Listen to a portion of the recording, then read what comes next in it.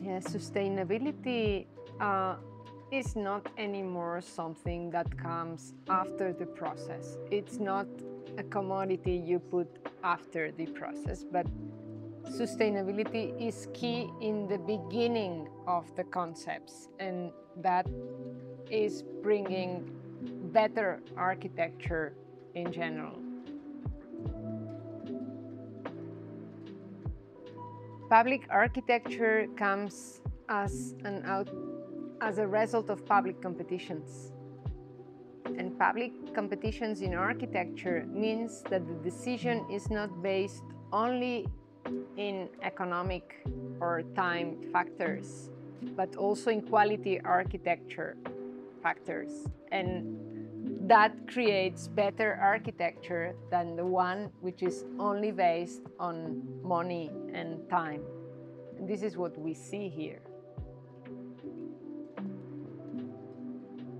Visits of the jury to every finalist building are a key moment in the process, because getting to know the urban context, the climate conditions, the natural landscape, the human landscape around the building and the plot is something you can only understand when you are there.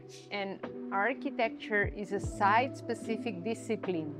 Always. Every building is designed for a specific site. So it is key for the jury to go and see it. And it's a change-making moment, really. You have to be aware that when the jury is visiting the building, they already know a lot about it. There are preliminary jury debates at the beginning of the process that last more than 3 days, and then they take it with them, and only after a few weeks the visit is done. So as you can imagine, every jury member has kind of its own perception of the project.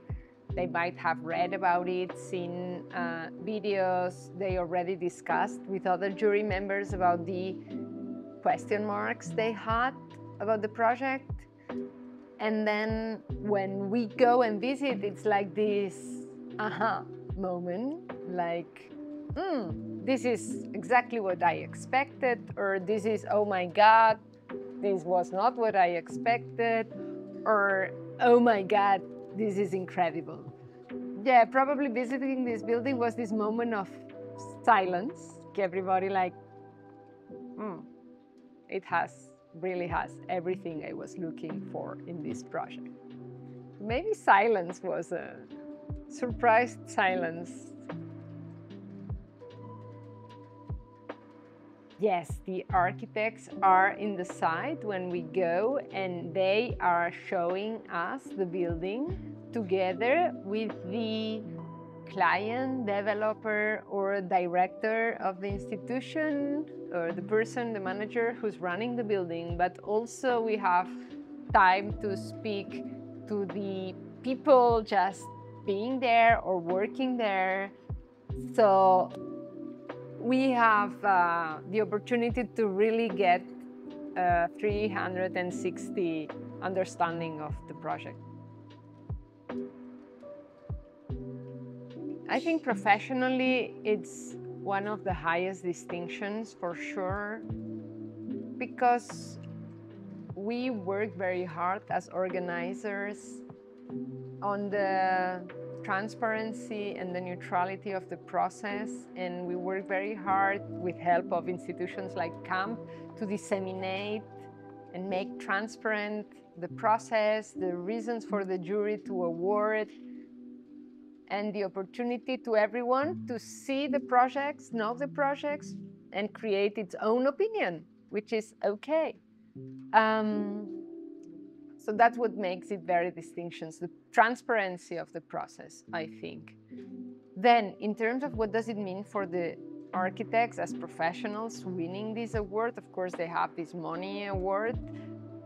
We try very hard to disseminate amongst non-architects, so that's also interesting. They always get a very rapid revenue in terms of being invited to lectures or teaching positions or these kind of things. And in some cases, but that's upon the ability of every studio, this is really a stairway to higher commissions. We see this more often in younger offices than in more established offices that already have a number of commissions.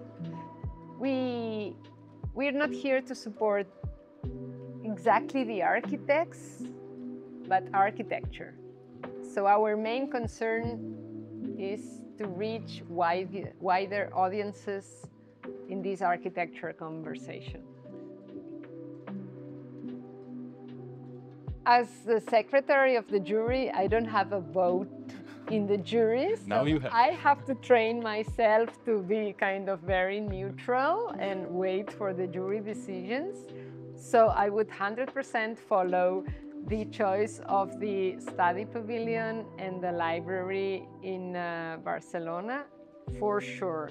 But I highly recommend as well the visit to all of the projects, because all of these finalists could have been the winner. This is very important. When the jury appoints a finalist, is because they really think it could be a winner. And the discussion was very tight this time. Reggio School, the Lund project, the other emerging finalist in Porto, all of the projects, the one in Corsica, of course, the Ostrava project, they all worth a visit. 7 beautiful places in Europe. Why shouldn't you go to all of them?